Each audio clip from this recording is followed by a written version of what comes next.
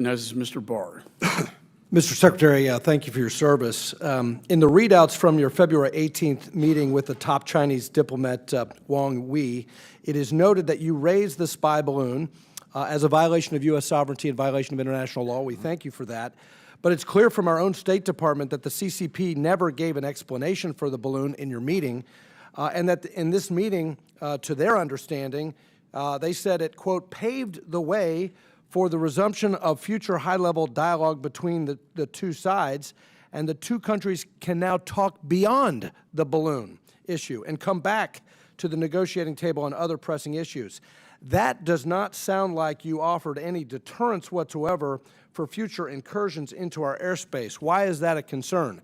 Because this balloon flew over Malmstrom Air Force Base, our nuclear triad, Minot Air Force Base, Warren Air Force Base, Offutt Air Force Base, Nebraska, headquartered to STRATCOM, Fort Leavenworth, Kansas, Whiteman Air Force Base, where our B-2s are, Fort Leonard Wood, Missouri, Fort Campbell in my state of Kentucky, Arnold Air Force Base, Tennessee, Camp Frank D. Merrill, Georgia, Shaw Air Force Base, South Carolina, Joint Base Charleston, South Carolina. Mr. Secretary, this spy balloon should have been shot down as soon as it entered the U.S. air defense zone north of Alaska's Aleutian Islands on January 28th. Tell me specifically what your plan is to prevent further PRC incursions into the U.S. homeland. We told our Chinese counterparts, I told them directly, that the balloon flying over the United States, the spy balloon flying over the United States, was unacceptable and could not happen again.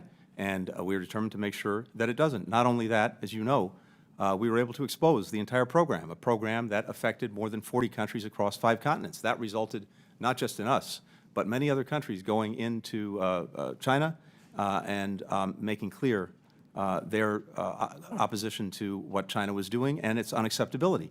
I think the fact that that program has been exposed for the world to see has clearly put the brakes on it. Well, we will take whatever action is appropriate in any given circumstance to protect the security of the United States. In this particular circumstance, as colleagues have laid out, we made a determination. First of all, when it was clear the balloon was flying over sensitive sites, we made a determination to, first of all, protect those sites with measures that were taken. Second, to make sure that at the earliest opportunity, in ways that did not endanger the population on the ground. Well, if I may interject, Mr. Secretary, that's exactly what we did. I appreciate your dialogue, but and as you noted, there was no apology. Not that we were expecting an apology, but the fact that we didn't shoot it down before it entered our airspace over the Pacific, not over the Atlantic, was an invitation for further incursions. Talk is cheap.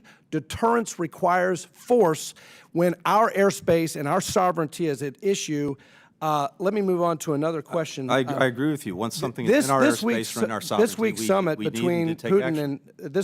between Putin and Chinese leader Xi Jinping reinforced the no-limits relationship between those two authoritarian regimes.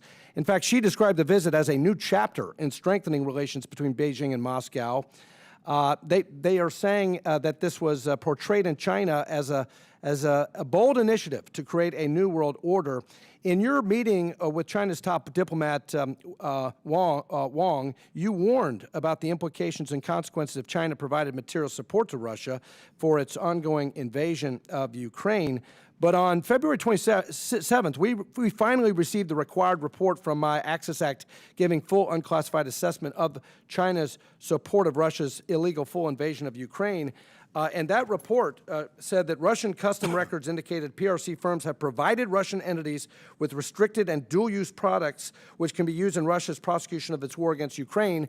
Chinese state-owned defense companies have shipped navigation equipment, jamming technology, jet fighter parts to sanctioned government-owned defense companies. New York Times, since Russia's invasion of Ukraine, China has sold more than $12 million in drones and drone parts to the country. And then according to Trade and Customs data, Chinese companies, including one connected to the government of Beijing, have sent Russian entities assault rifles and other equipment that can be used for military purposes. So my question is, why are you then just saying on February 18th, you're just warning of consequences for providing Russia material support when the State Department comes out 9 days later with an entire year's worth of unclassified evidence of China's material support to Russia? Congressman, we're focused on lethal material support being provided by the Chinese state to the It Russians. looks like for use lethal support. and we're also tracking the provision by private enterprises of dual-use technology that could be of concern. So this is a I think we need to concern. sanction China for their lethal support. It's not just buying the oil and buying the gas. We have documented trade records, custom records of providing lethal support now. We need to get tougher on the CCP. They are financing this war in Russia, and they are providing lethal support. According to this trade and customs data, we need action, and I urge this administration to follow suit. I yield back.